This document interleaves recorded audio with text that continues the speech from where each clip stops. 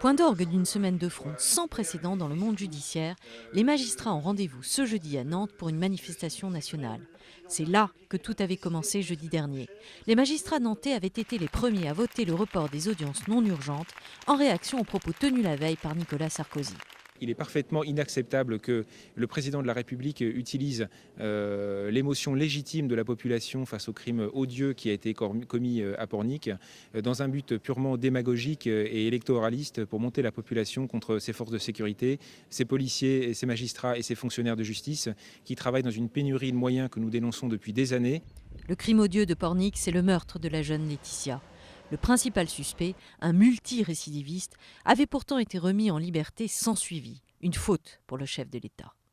Il y a eu un certain nombre de dysfonctionnements graves.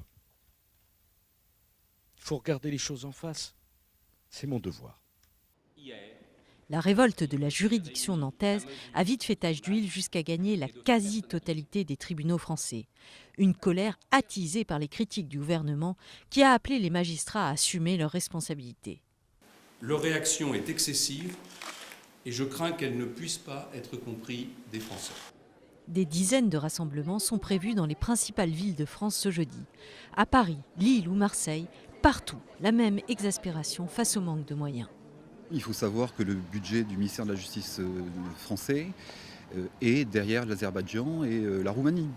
Donc on est en 37e place au niveau du Conseil de l'Europe en matière de budget.